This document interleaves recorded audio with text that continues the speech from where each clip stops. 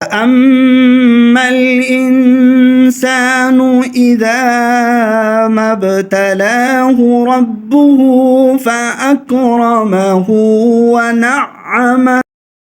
अस्सलामु अलैकुम वरहमतुल्लाहि वबरकातुह। आज हम सूरतुल फजर तजवीद के साथ सीखेंगे।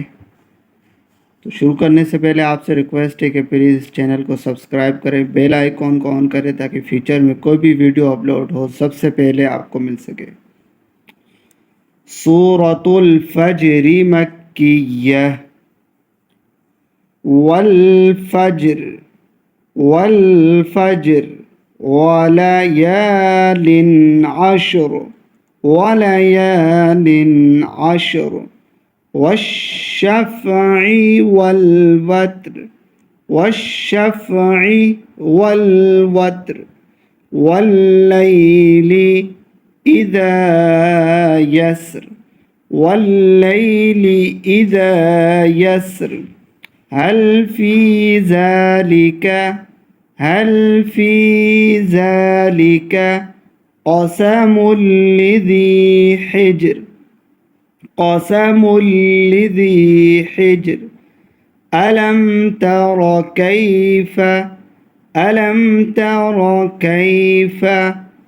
फ़अल रब्बुक बिआद फ़अल रब्बुक बिआद इरम ज़ातिल इमाद इरम ज़ातिल इमाद अल्लती लम युख़लक़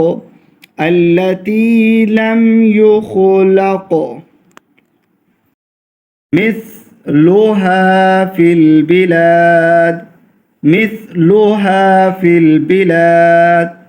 वथमूद الذين جابوا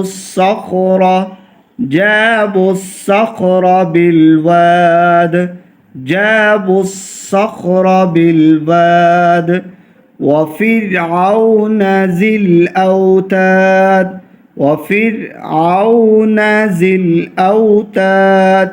الذين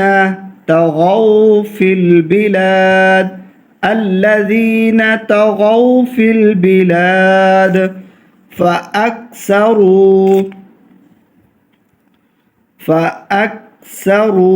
فأكثروا فيها الفساد فصب عليهم ربك سوط عذاب إن ربك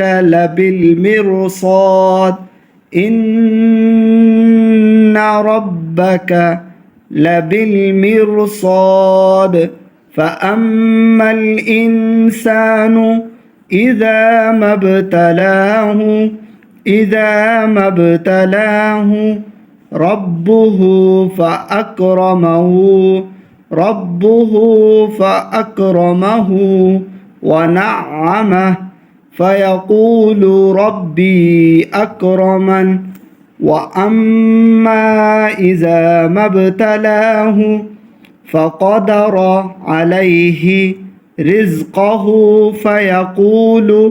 فيقول ربي أهانن كلا بل لا تكرمون اليتيم ولا تحاضون على طعام المسكين وتأكلون التراث أكلا لما وتحبون المال حبا جما كلا إذا دكت الأرض دكا وجاء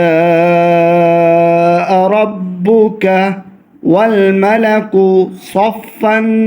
صفا وجيء يومئذ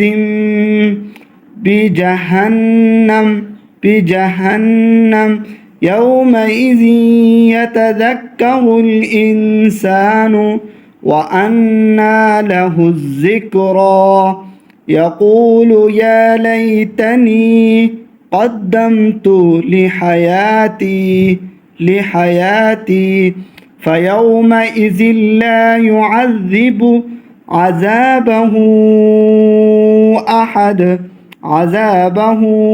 أحد ولا يوثق وثاقه أحد.